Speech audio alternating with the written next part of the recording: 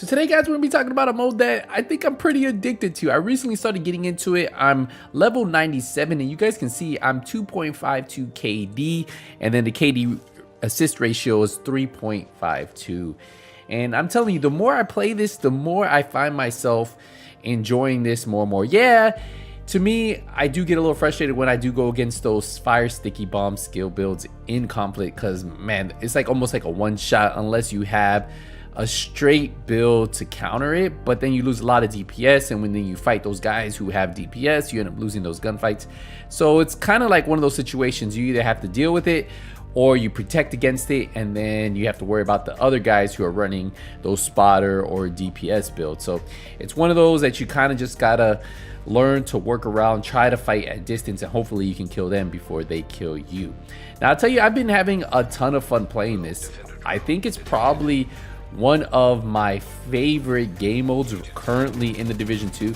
Played this back when it first came out, and I got pretty into it, and then I stopped, right? I stopped playing it, and just recently I've been grinding for that level 100. You do get a little backpack trophy, and I can tell you guys, man, I've been having a ton of fun. I've been playing with different builds, play with a spotter build, play with the tank DPS build, like Adrenaline Rush, Intimidate, you know, and it's been a lot of fun. Yeah, there's those instances where you fight these tons of skill builds that sit in their spawn, and that's the only sucky part. But besides that, man, I'm telling you, this game mode is pretty fun. Like, if you get into it, I think it gets even more fun when you find decent teammates, because I play a lot of solo queues, so sometimes I get teammates that are a clan, right? Sometimes I get a 3-stack with me, or sometimes I get like a 2-stack and then another random player, and those tend to be the funner games because those guys tend to work well together. And conflict is honestly all about teamwork.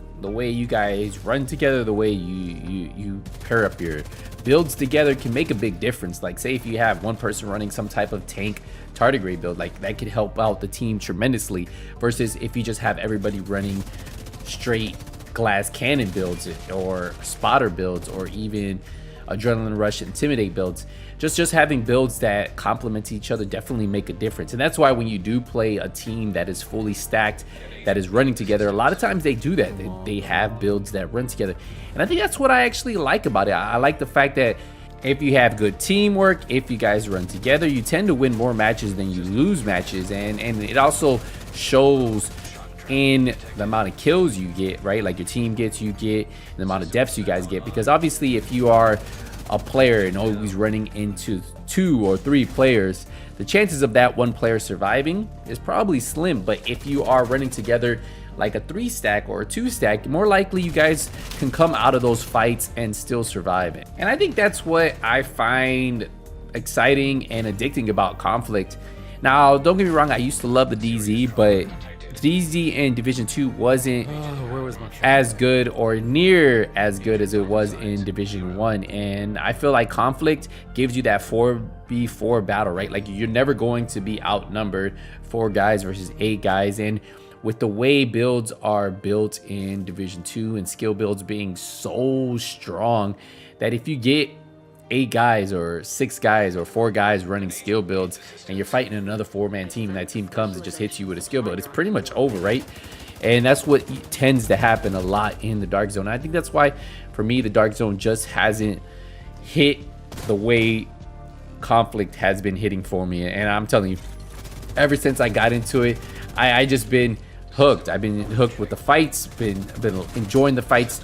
You get a lot of 1v1 fights in there, a lot of 1v2 fights, and that's what I like. You never really have to worry about 6 dudes beaming you, or NPCs shooting you in the back too, and players shooting you at the same time, and it's all this incoming damage. And with the slow heals, and a lot of times you don't have heals, or you don't have those solo player build heals like you had in Division 1, Dark Zone just doesn't work as well. And I'm not saying the Dark Zone isn't fun. It can be fun at times if you put a healer, you could definitely have fun, but obviously it can all be killed right when someone brings out a skill build. And I'm not just talking about one skill, but I'm talking about people running like multiple skill builds in the Dark Zone, and it pretty much you have to switch your builds for that. And then obviously another team comes running a DPS build. So you're protecting against skill builds. You're protecting against DPS builds who are hitting harder than you.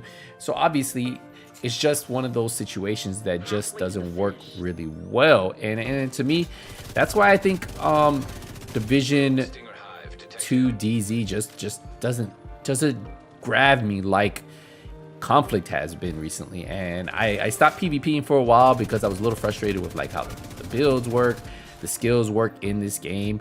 And I really enjoyed it back when we had builds like 3.11.7 builds. For all of you guys who did play back then, I want to say that was when builds were, I want to say, at the point where you could run other you didn't even see shields the way you do now. You saw heals, self heals, you saw team heals, you saw pulses, but you didn't see these shields like you do now. And I think that has to do with the way the TTK is set up, the way skills are set up, the way everything is set up in this game. It's just a really tough situation. But who knows what the future really holds for it. But I just want to just bring this to light that if any of you guys haven't really played Conflict, I recommend trying it out. Now I will tell you guys, if you guys don't have optimized builds, it is very hard to compete. So if you don't have, I want to say at least maybe 750 Shade Watch level, maybe 500, it might be tough for you to compete in the Division 2 Conflict, because you're going to be fighting against those guys with 1,000. And once you hit 1,000, that's where you'll get that extra. You know, you always have maxed out crit damage, headshot damage from the watch, right? So just something to keep in mind. Grind those levels. But if you are thinking about trying it, you do get some exclusive gear. Plus you get the exclusive backpack that can only be gotten from the Division 2. And look at that, 12-3, baby. But yeah, we'll wrap it up here, guys. Appreciate the support, appreciate the love. I'll see you in the next one. But until then, hey, nothing but skills out.